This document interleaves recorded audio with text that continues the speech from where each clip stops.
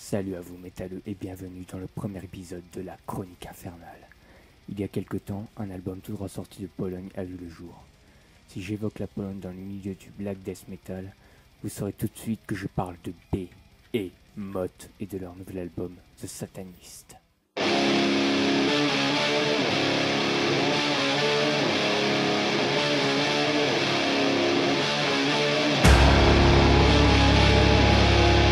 Alors commençons par le groupe en lui-même. Behemoth est un groupe polonais de black death metal créé en 1991 par Nergal. Et je sais, ça fait pas très crédible pour un métalleux d'être jury dans The Voice. Ils ont sorti au total 10 albums dont les magnifiques Satanica et Demigod. L'album dont nous allons parler aujourd'hui est le prédécesseur d'Evangelion qui est également une énorme production de la part du groupe. Bon, revenons-en à notre Sataniste. Cet album était à l'origine prévu pour la fin 2013, mais fut repoussé en février 2014. Comme on dit, mieux vaut tard que jamais, et cet album aurait pu ne jamais sortir. Nergal avait en effet frôlé la mort à la suite d'une leucémie au stade avancé, un épisode de sa vie l'ayant beaucoup marqué. Ouais, c'est pas très trou pour un métal d'avoir peur de la mort. Ah ouais, décidément dans ce groupe ils tombent tous malades. Inferno l'année dernière n'a pas pu officier derrière ses fûts à la suite d'une appendice. Au sinistre d'amnésie, c'est Kevin Lechner qui l'a donc remplacé, et qui a également tenté de faire partie de Slipknot. Mais on s'écarte un peu du sujet, donc maintenant la première partie, les paroles. Pour commencer, je vais déjà vous parler de l'édition collector de l'album, qui vous offre, en plus d'un live et d'un documentaire, un livret contenant les commentaires de Nergal sur chacune de ses musiques, ainsi que les paroles écrites en calligraphie. La plupart des paroles ont été écrites par Nergal. Au programme, joie, amusement et fanatisme religieux. Les joyeux petits lurons de Behemoth ne mâchent pas leurs mots. Ils les hurlent. Monsieur l'ange Gabriel est de la partie sur la musique que nous allons étudier. Blow your trumpet, Gabriel.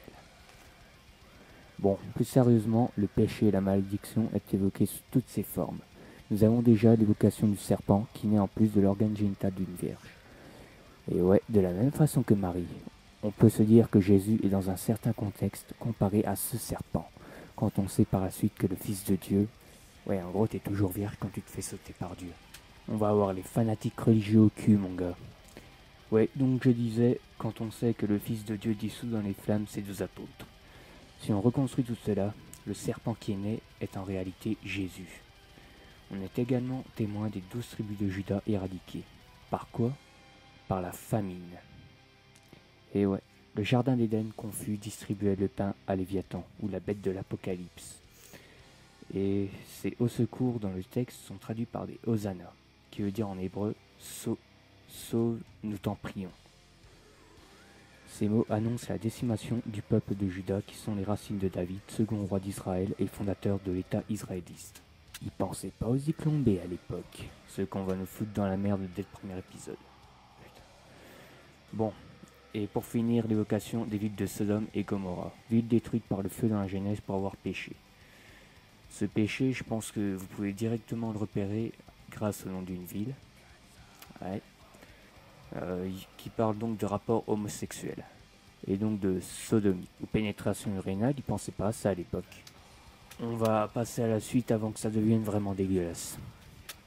Alors, premièrement, à la première écoute de cet album, ce qui m'a le plus frappé est la basse. Une basse saturée au son bien gras et qui ne fait pas ici seulement office d'instrument accompagnateur. En effet, on y retrouvera quelques solos.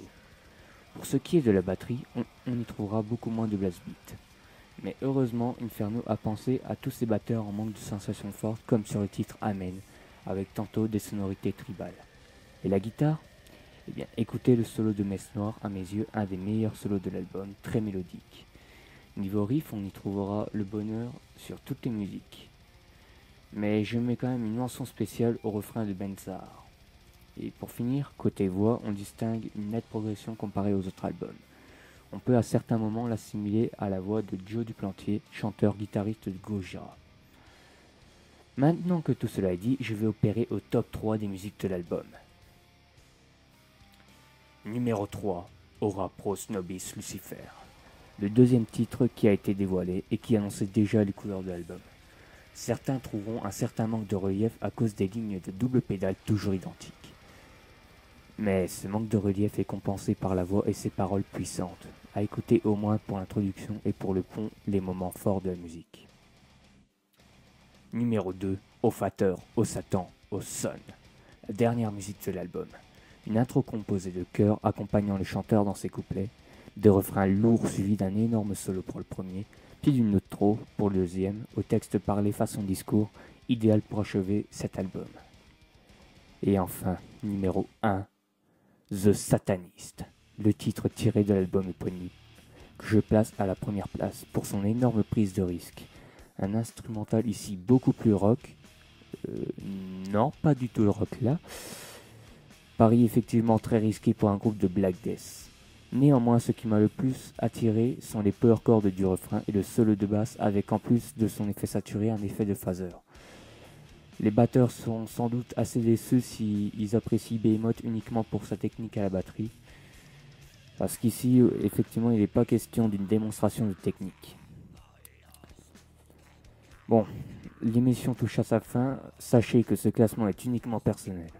Maintenant, si vous avez aimé, mettez un pouce vert, abonnez-vous, et dites-moi par commentaire vos impressions sur cet album, ainsi que votre top, et pourquoi pas des idées pour l'émission ou un album à chroniquer. Ciao!